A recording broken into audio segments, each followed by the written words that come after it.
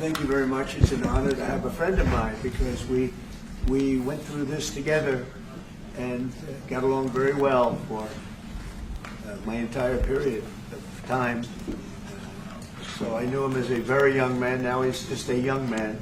And he's done a fantastic job. Mr. President, it's an honor to have you. Thank you, You're doing incredibly for your country. And we appreciate working with you because you want to stop crime, and so do we. And it's very, very effective. And I want to just say hello to the people of El Salvador and say they have one hell of a president. Okay, and I mean that, and I know him well. I know him as a very young man, Marco, even younger than you. You know, he started pretty young. He'll always be younger.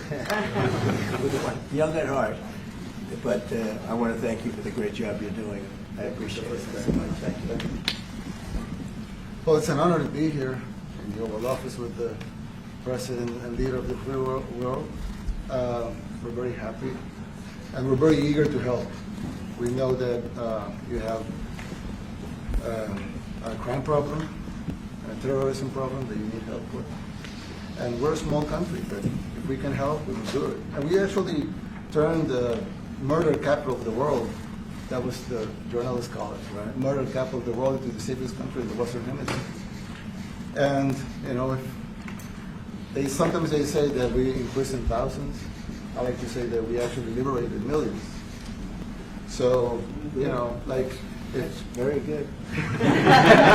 Who gave him that line? Do you think I can use that? Yes. And in fact, Mr. President, you have 350 million people to liberate. But to liberate 350 million people, you have to imprison some. You know, that's the way it works, right? You cannot just, you know, free the criminals and think crime is going to go down magically. You have to imprison them so you can liberate 350 million Americans that are asking for the end of crime and the end of terrorism. And it can be done. I mean, you're doing it already. And I'm sure that people have seen the change in the streets. A long way to go because you're just initiating your second term. But it's clear that, you know, with the numbers at the border, you know, even in Democrat-run cities, they get a help from the work you're doing. So I'm really happy to be here, honored, and eager to help. Well, we had a terrible thing happen. We had an administration that allowed people to come in freely into our country from not only South America, but from all over the world. Many from the Congo in Africa, Asia, all over the world, Europe, rough parts of Europe. And they came from prisons, and they came from mental institutions, and they came from gangs, and the gangs of Venezuela and other places. And hundreds of thousands and even millions of them came. 21 million people altogether, but many of the people that came, just a tremendous percentage of them were criminals, in some cases violent criminals. We had 11,088 known murderers. Half of them murdered more than one person. This was allowed by a man who, what he did to our country is just unbelievable. So we're straightening it out, we're getting him out. But what they did and what that party did to our country, open borders, anybody could come in. As soon as I heard that, I said, every prison's going to be emptied out into our country. That's what happened. And we're straightening it out. And we just had numbers. We had the highest recruiting numbers in the history of our country going into police departments. And a year ago, we had the lowest numbers. You couldn't hire a biggest change. Yeah. Nobody's From ever the seen lowest it. to the highest. And the military now, Marines, the Army, Air Force, Coast Guard, every slot is, I mean, we have the best numbers we've ever had. We call it recruitment numbers. And we've never had anything like it. We had records on at every single level. But very important, the policemen. The policemen are joining forces now that we're having a hard time with policemen because we weren't protecting our police. Yeah. And we cherish our police. The police are great, and the firemen and everybody else. But we have the highest numbers that we've ever had, the most enthusiasm. Great enthusiasm and on trade and other things. We're doing great. We're taking in billions and billions of dollars. We made 2 weeks ago, I gave them a little bit of a pause because, you know, you have to show a little flexibility. But we go back to what we have to do. The markets have been very strong once they got used to it. But we were losing $2 billion a day. There's no company big like this. This is the biggest deal ever made. Now we're making $3 billion a day. We're a great country, but we had stupid people running this country, and I can say it. But what they've done to us at the border should never and can never be forgotten. It's a sin, what they did, and you are helping us out, and we appreciate it. Actually, what you're doing with the border is remarkable. It has dropped, what, 95%? It's incredible. As of this morning, 99%, 99.1% to be exact. Why are those numbers not in the media? Well, they get out with the fake news, you know, like CNN over here doesn't want to put them out because they don't like putting out good numbers. They only like putting out, because I think they hate our country, actually. Yeah, this is very, But it's a shame, you're right. Isn't that a great question? Why doesn't the media, why don't they put out numbers? yeah, 99%. I mean, it's crazy, right? We're doing It's great. a crazy turnaround. Christy, could you maybe say a couple of words about the border, how we're doing? You know, it's just been absolutely phenomenal what a great leader can do. Clear direction, our laws matter. We should only have people in our country that love us, and the Border Patrol and our ICE officers and law enforcement officers have done fantastic work. So we're proud of them. Now we just need to get the criminals and murderers and rapists and dangerous gang members and terrorist organizations out of our country. So, Mr. President Bukele, we thank you very much for your partnership. It has been wonderful for us to be able to have somewhere to send the worst of the worst and someone to partner with. And we'd like to continue that partnership because it's been a powerful message of consequences. Mr. President, you wanted people to know that there was consequences if you break our laws and harm our people and endanger families. And this is a clear consequence for the worst of the worst, that we have somewhere to put them. Thank you very much. Yeah, we even had this gang member from Venezuela, one of the ones you sent, and we interviewed him just to get some information, etc., from them. And he said, "Oh, well, I got arrested 6 times, but they released me the 6 times, so I should be released again." And then we said, "Well, what's the last thing you do?" And he said, "Well, I shot a cop in the leg, but I didn't kill him. I just shot him in the leg." And we're like, this guy was arrested 6 times here in the United States, 6 times. He was released 6 times, and in the he was released 5 times, and the last time he was sent to El Salvador, right? So he's not getting released. But the last time he shot a cop, actually, and he shot him in the leg. So these are, like you said, there's something broken. It's the liberal establishment, but they're not running things anymore in this country, and we're run by, and I don't say conservative, I don't say anything, we're run by people with great common sense. Yeah, common sense. Because it's all common sense. Yeah. It's not liberal conservative, it's common sense. Exactly. Like, do you allow men to play in women's sports? Do you allow men to box your women and box? Because I know you have a lot of boxers. That's violence. That's abuse of a violence woman. against women. It's abuse of a Totally. woman. But we have people that fight to the death because they think men should be able to play in women's sports. And some of those sports, it wouldn't matter much, but it still matters. But some of them are very dangerous for women. Some years ago, like we said, a decade ago or so, women rights movements were pressuring so that we enacted specific laws to avoid men abusing women. And I think those laws were great because there were a lot of men abusing women. But now some of the same people are trying to backtrack on that and actually trying to make new laws allowing men to abuse women in sports. So actually, that doesn't make sense. It doesn't make sense. It's crazy. You know, they have weightlifting records, right? Yeah.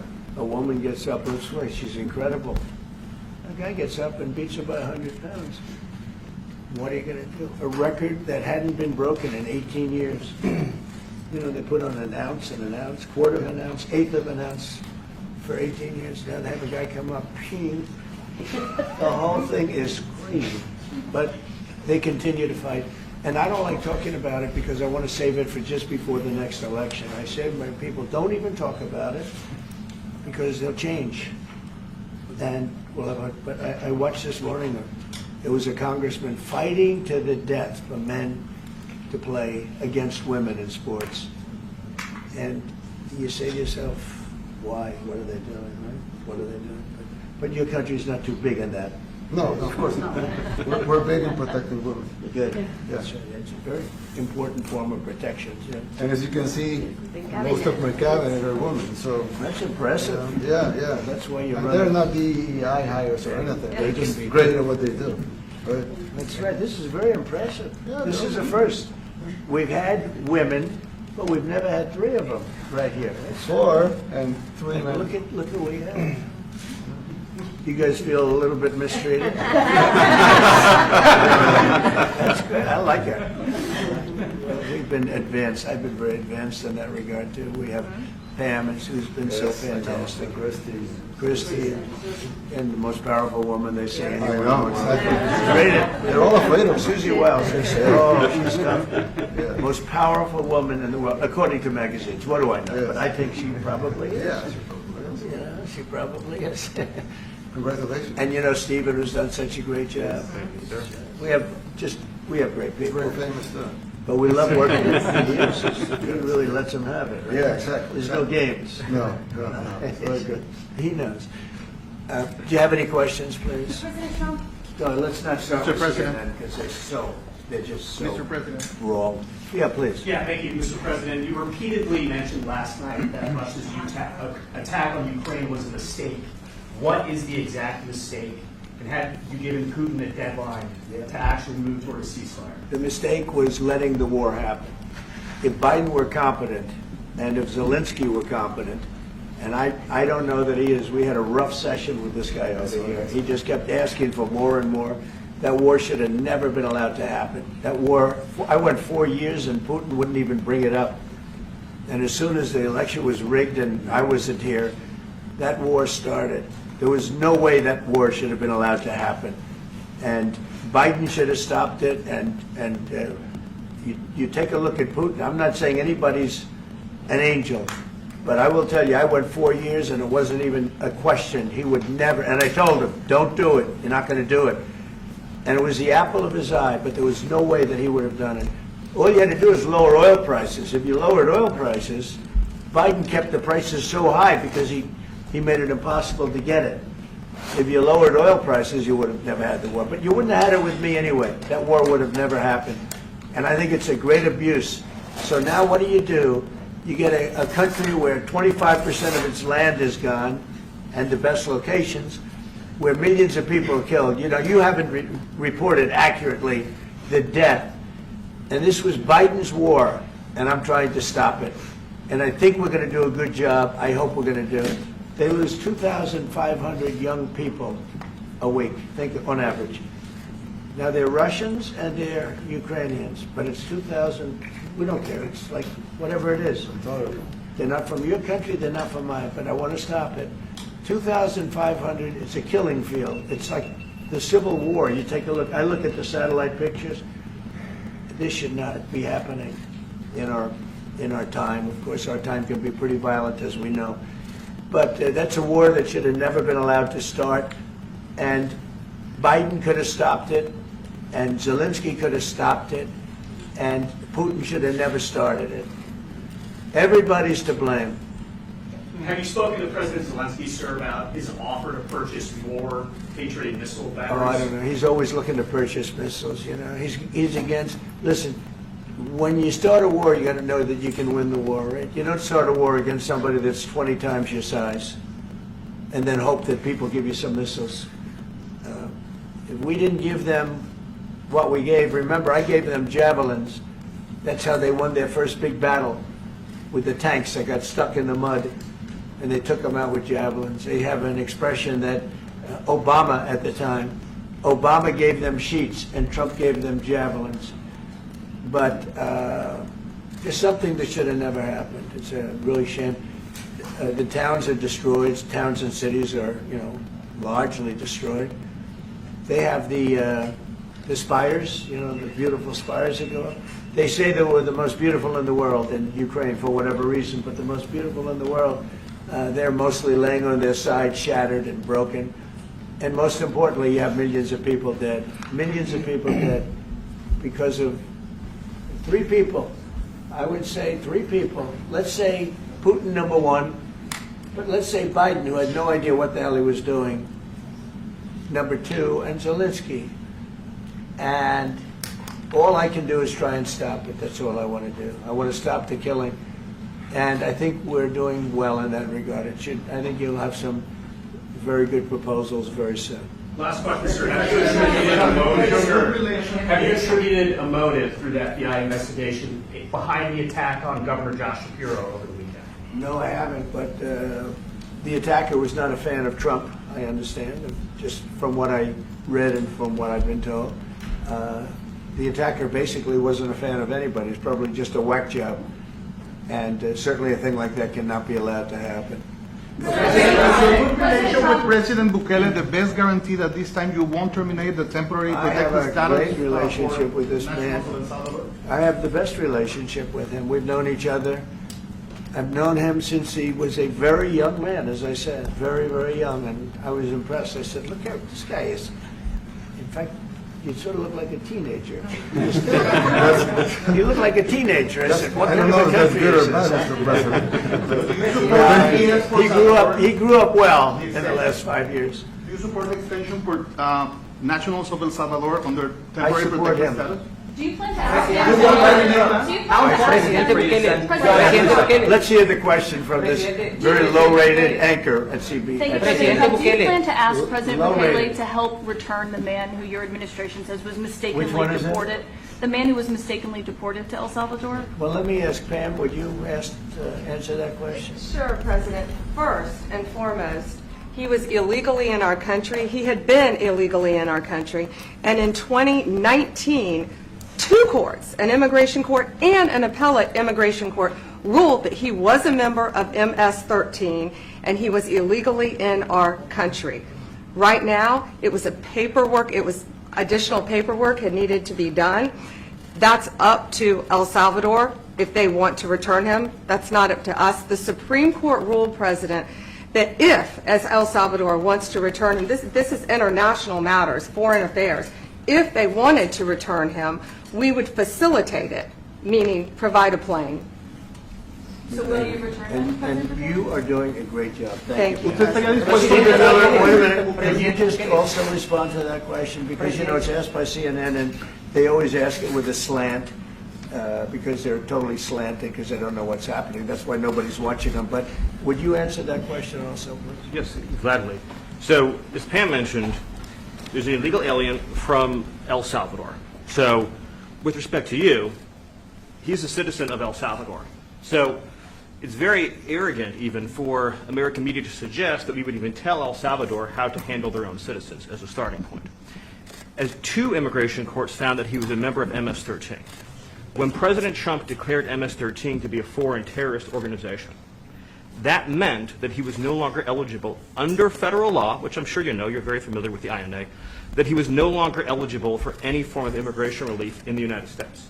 So we had a deportation order that was valid, which meant that under our law, he's not even allowed to be present in the United States and had to be returned because of the foreign terrorist designation. This issue was then, by a district court judge, completely inverted, and a district court judge tried to tell the administration that they had to kidnap a citizen of El Salvador and fly him back here. That issue was raised with the Supreme Court, and the Supreme Court said the district court order was unlawful, and its main components were reversed 9-0 unanimously, stating clearly that neither Secretary of State nor the President could be compelled by anybody to forcibly retrieve a citizen of El Salvador from El Salvador, who again is a member of MS-13, which, as I'm sure you understand, rapes little girls, murders women, murders children, is engaged in the most barbaric activities in the world, and I can promise you, if he was your neighbor, you would move right away. So you don't plan But to the ask for Supreme anything Court is to get asking him back? to, And that- what was the ruling that your in decision? the Supreme Court, Steve? Was it 9-0? Yes, it was a 9-0 In our favor? in our favor against the district court ruling, saying that no district court has the power to compel the foreign policy function of the United States. As Pam said, the ruling solely stated that if this individual, at El Salvador's sole discretion, was sent back to our country, that we could deport him a second time. No version of this legally ends up with him ever living here because he is a citizen of El Salvador. That is the president of El Salvador. Your questions about it, per the court, can only be directed to him. I asked ¿Usted lo President liberaría, Bukele, Presidente what is Bukele? can President Bukele weigh in on this? Do you plan to return him? Well, I'm supposed to be suggesting that I smuggle a terrorist into the United States, right? It's only How can I smuggle, how can I return him to the United States? Like, I smuggle him into the United States, or what do I do? Of course, I'm not gonna do it.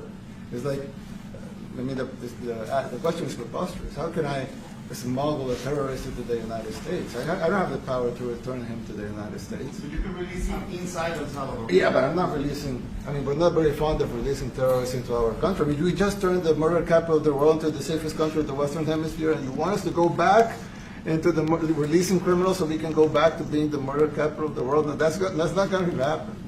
Well, they'd love to have a criminal, released into our I mean, country. there's a fascination. They would love it. Yeah. They're sick, these are sick people. Marco, do you have something to say about that? Yeah, I mean, Stephen outlined it. I don't understand what the confusion is. This individual is a citizen of El Salvador. He was illegally in the United States and was returned to his country. That's where you deport people, back to their country of origin. Except for Venezuela, that wasn't refusing to take people back, or places like that. I can tell you this, Mr. President. No, the foreign policy of the United States is conducted by the President of the United States, not by a court. And no court in the United States has a right to conduct the foreign policy of the United States. It's that simple. End of story. And that's what the Supreme Court held, by the way, to Marco's point. The Supreme Court said exactly what Marco said, that no court has the authority to compel the foreign policy function of the United States. We won a case 9-0, and people like CNN are portraying it as a loss, as usual, because they want foreign terrorists in the country who kidnap women and children. But President Trump, his policy is foreign terrorists that are here illegally get expelled from the country, which, by the way, is a 90-10 issue. Well, Mr. President, you said that if the Supreme Court said someone needed to be returned, that you would abide by that. You said that on Air Force One just a few days ago. And they said that it must be facilitated. Why don't you just say, isn't it wonderful that we're keeping criminals out of our country? Why can't you just say that? Why do you go over and over, and that's why nobody watches you anymore? You have no credibility. Please, go ahead. President Trump, thank you very much. How many illegal criminals are you planning on exporting to El Salvador? And President Bukele, how many are you willing to take from the U.S.? As many as possible. And I just asked the president, it's this massive complex that he built, jail complex. I said, can you build some more of them, please? As many as we can get out of our country that were allowed in here by incompetent Joe Biden through open borders. Open borders. You probably hear open borders and you can't even understand it because nobody can understand. Nobody smart or with common sense can understand it. So we have millions of people that should not be in this country that are dangerous. Not just people, because we have people, but we have millions of people that are murderers, drug dealers. They've been allowed to come into our country by other countries that were very smart. When they heard that this very low IQ president, and by the way, I took my cognitive exam as part of my physical exam, and I got the highest mark, and one of the doctors said, sir, I've never seen anybody get that kind of, that was the highest mark. I hope you're happy with that, although they haven't been bugging me too much to take a cognitive, but I did do my physical and it was released. I hope you're all happy with it. I notice there's no question, so probably you are. But the cognitive, they said to me, sir, would you like to take a cognitive test? I said, did Biden take one? No. Did anybody take one? No, not too many people took them. I said, what about Obama? Did he take one? No, he didn't take one either. I said, let me be the only one to take one. But I've actually taken them 3 times already. I like taking them because they're not too tough for me to take. But we had a great physical exam, so I know you're going to ask that. And the doctors who are total professionals, Walter Reed Medical Center, they're great people. And I visited a soldier that was badly wounded, incredible soldier, lost his leg, and spent a lot of time with him. I mean, great with his mother, and it was really a very great thing. They do a phenomenal job. I just want to say, Walter Reed, I was there for, 5-6 hours. You were there with me. But I took a full physical, and it came out perfecto, so that's good. And she got me for a little longer. Would you like be willing to pay for those facilities to be opened if new ones were going to be built? I'd do something. We'd help them out, yeah. We help them. They're great facilities. very strong facilities, and they don't play games. I'd like to go a step further. I mean, I said it to Pam, I don't know what the laws are, we always have to obey the laws, but we also have homegrown criminals that push people into subways, that hit elderly ladies on the back of the head with a baseball bat when they're not looking, that are absolute monsters. I'd like to include them in the group of people to get them out of the country, but you'll have to be looking at the laws on that, Steve, okay? How essential is it for you guys to be locking up these prisoners? And do you think more presidents should follow suit like you guys as far as taking a hard stance on crime here in the United States? Well, I do. I think everybody has to. I mean, the president said it better than anybody. He said, you know, you have liberty and you have to have liberty, but to have liberty, not everybody is going to be good. And, you know, some are bad because they're sick. They're mentally deranged. They're bad. And you have to take them, if you're going to have a country, you're going to have to take those people out. And we've been doing that. But this was like an unforced error, they would call it, where we had people that may hate our country, or maybe they're just stupid people. I think they're probably stupid people more so. A lot of people said they did it for the vote. But I did better with Hispanic people than they did, because I always use Hispanic. I did better. You people love me. I saw my poll numbers in your country. I'm through the roof, right? 91%. Some people think they do it for the vote. But they don't have to do it for the vote. They cheat, you know, they're professional cheaters. That's about the only thing they do well. So we just have had a great relationship, and it's become bigger because of a strange thing that happened. You know, I came back, we had no war in Ukraine, we had no October 7th Middle East problem, we had nothing, we had no inflation, we didn't have the Afghanistan most embarrassing moment in the history of our country, the Afghanistan, not withdrawing, because I would have been out, you know, I had it all set to bring people out with dignity and pride. That was the worst, most embarrassing moment in the history of our country, Afghanistan. We didn't have any of that. You wouldn't have had the war with Russia, Ukraine. You wouldn't have had the Middle East problem because Iran was broke. They had no money because we had secondary sanctions on and lots of other sanctions. And now every single thing, got a problem with Iran, but I'll solve that problem. That's almost an easy one. We got to solve a war that should have never started, Ukraine and Russia, and we'll get that solved. And we have to solve problems, and we already solved inflation. You know, if you look at the numbers are incredible, actually. Stock market's up, and we're not letting other countries take advantage of this country like they have for the last 40 years. So thank you very much. You have a question, please? Mr. President, thank you so much. You scored another major investment win this morning when NVIDIA pledged to build its AI supercomputer, the first time ever, right here in the United States. Thank you. That's a question I like. That's true. What is your reaction to this announcement, sir, and how will this positively benefit Americans across the country?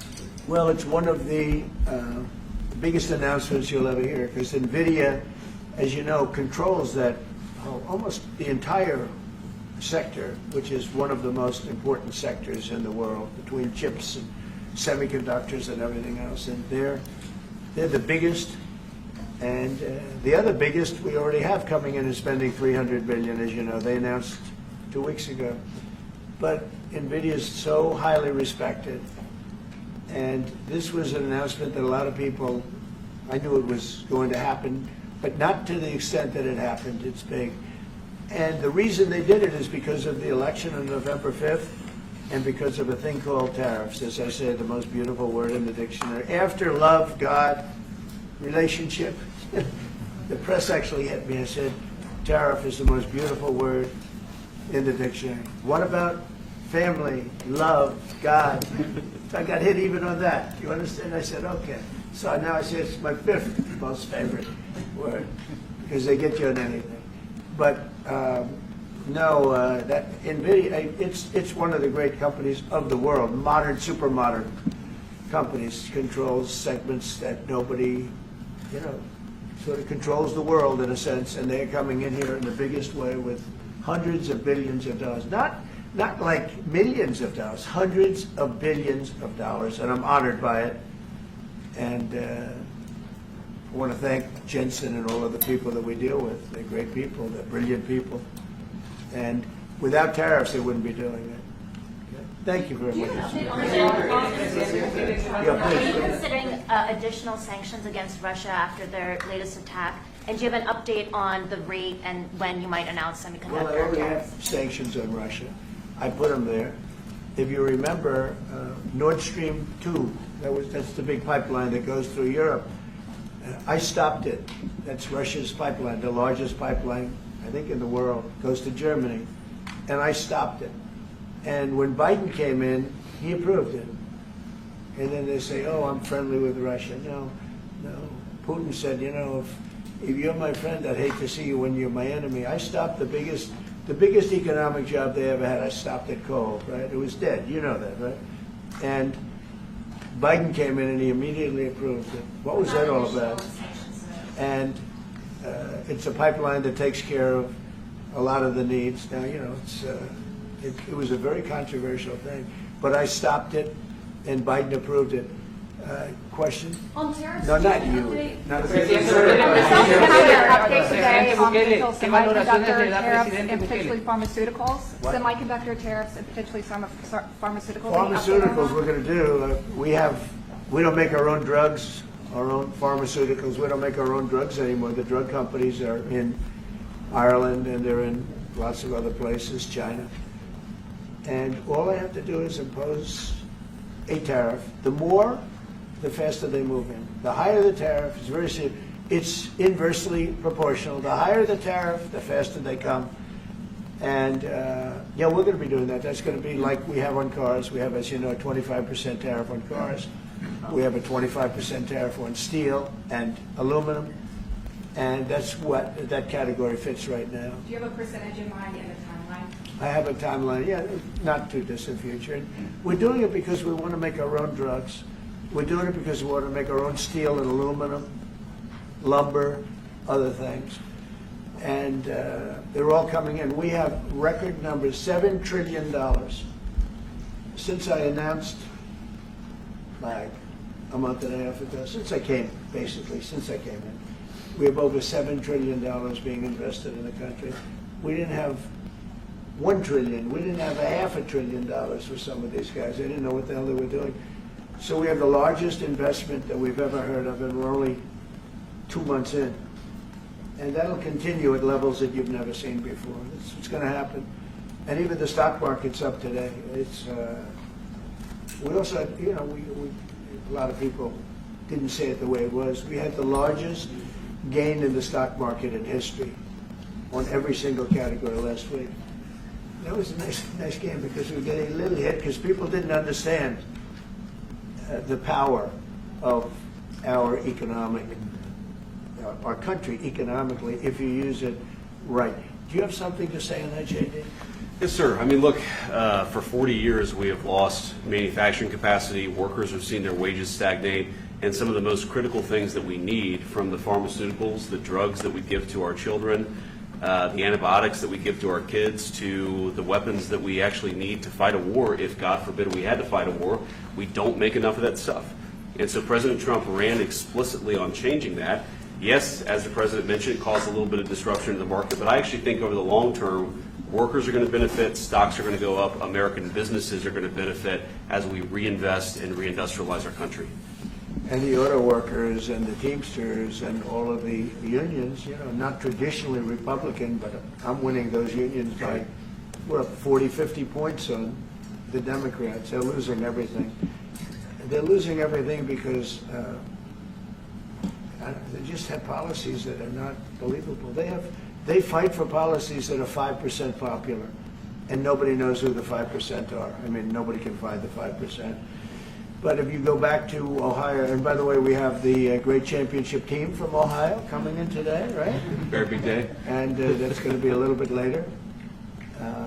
And that'll be, if you want to stick around, I'll introduce you to some nice people. You'll see some very large people, right? You'll see some people that even you have not seen people like this. These are big, these are 6'7", 380 pounds with no fat. Okay, that's pretty good, right? But the team, the national championship team, is being honored today at the White House, so that'll be exciting. If you're around, if you want to stay around, I'll have you up there. You can tell them all about your prison, how you have to behave. Okay. Who else? On electronics. Go ahead, please. Yeah, you said yesterday that you're making a decision on Iran very quickly. What do you mean by that? Is that a decision to Well, they strike have to Iran? solve their problem very quickly. Iran wants to deal with us, but they don't know how. They really don't know how. We had a meeting with them on Saturday. We have another meeting scheduled next Saturday. I said, that's a long time. You know, that's a long time. So I think they might be tapping us along. But Iran has to get rid of the concept of a nuclear weapon. They cannot have a nuclear weapon. He can't have a nuclear weapon.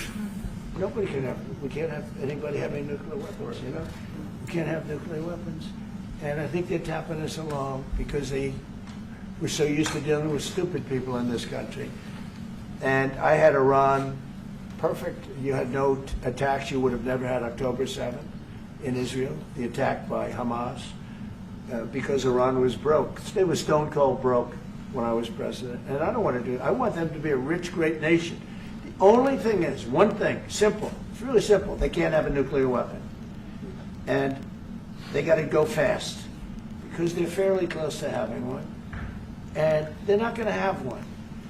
And if we have to do something very harsh, we'll do it. And I'm not doing it for us, I'm doing it for the world. And these are radicalized people, and they cannot have a nuclear weapon. Does that include a potential strike on Iranian nuclear facilities? Of course it does. And just a follow-up question, a clarification. You mentioned that you're open to deporting individuals that aren't foreign aliens but are criminals to El Salvador. Does that include potentially U.S. citizens fully naturalized immigrants? If they're criminals and if they hit people with baseball bats over their head that happen to be 90 years old, and if they rape 87-year-old women in Coney Island, Brooklyn, yeah, that includes them. What, do you think there's a special category of person? They're as bad as anybody that comes in. We have bad ones too. And I'm all for it because we can do things with the president for less money and have great security. And we have a huge prison population. We have a huge number of prisons, and then we have the private prisons, and some are operated well, I guess, and some aren't. But he does a great job with that. We have others that we're negotiating with too. But no, if it's a homegrown criminal, I have no problem. Now, we're studying the laws right now. Pam is studying. If we can do that, that's good. And I'm talking about violent people. I'm talking about really bad people. Really bad people. Every bit as bad as the ones coming in. And I made the statement when I heard about this a long time ago now, 4 years ago. When I heard that this guy was having open borders, I said every single criminal from all over the world is going to be dumped into our country. And that's what happened. Jails. The jails of the Congo were emptied out. The jails of Venezuela were emptied out. And you know what happened? Their crime went way down. But now Venezuela has other problems. You know what the problem is? They have no money. Yeah.